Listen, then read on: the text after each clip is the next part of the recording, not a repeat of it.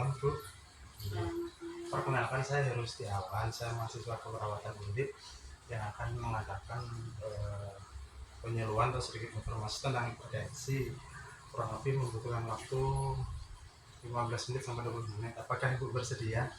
Bersedia. Oke, terima kasih sebelumnya. Ini yang pertama tentang hipertensi ya Bu ya. Hipertensi itu tekanan darah tinggi, tekanan darah yang lebih 140/90.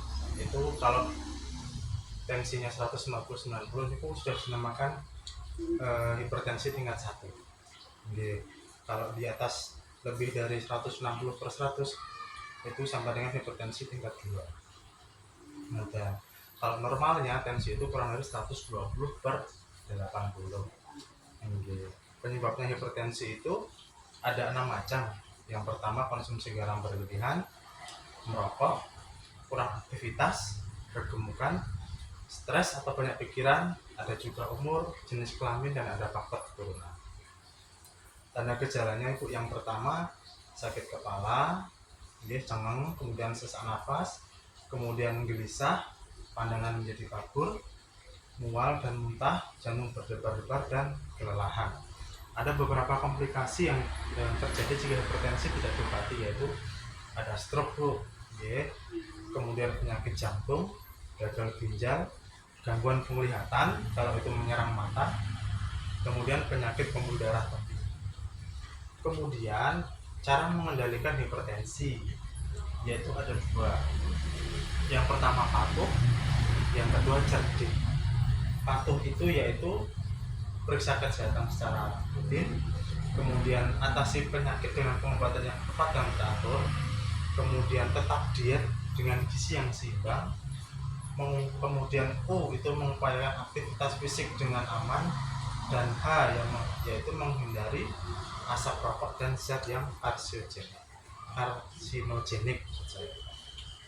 Patuh minum obat secara teratur. Jadi pengobatan hipertensi itu pengobatan jangka panjang, jadi istilahnya minum obatnya itu seumur hidup, terus menerus dan teratur. Jadi tidak ketika tensi tinggi minum obat, turun nggak minum obat, makan itu. Jadi terus diminum secara sampai seumur hidupnya. Jadinya penyakit hipertensi itu penyakit yang harus terkontrol, termasuk juga minum obatnya harus teratur.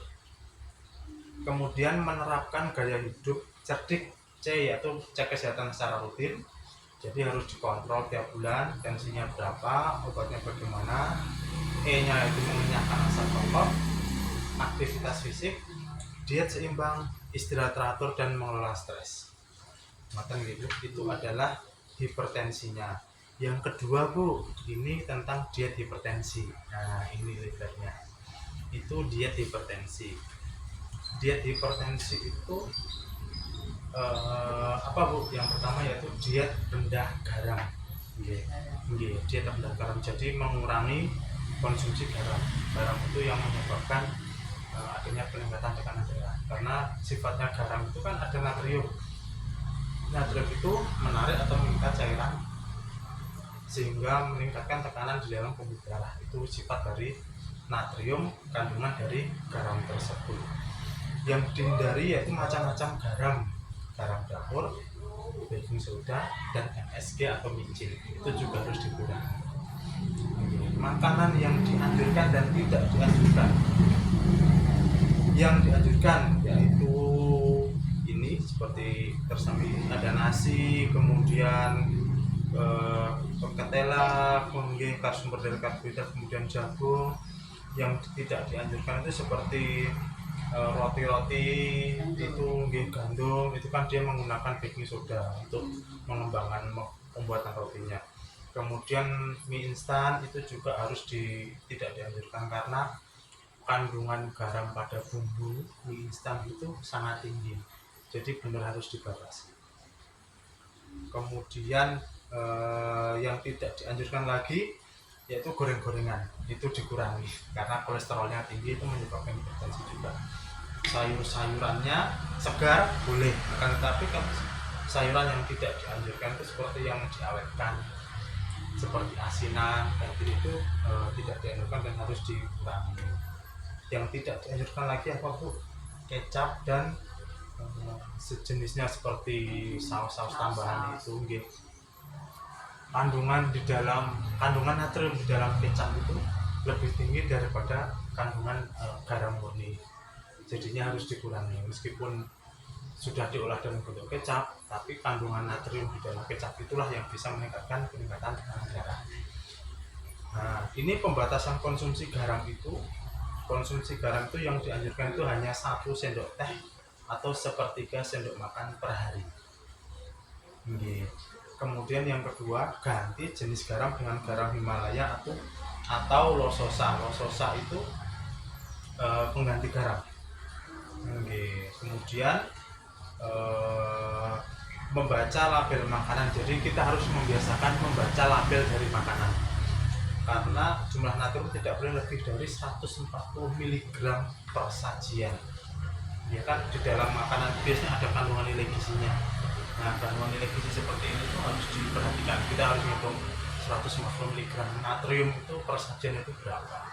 Jadi benar-benar harus dikurangi. Kalau dilihat dari bumbu instan itu banyak sekali kandungan natriumnya. Begitu Bu.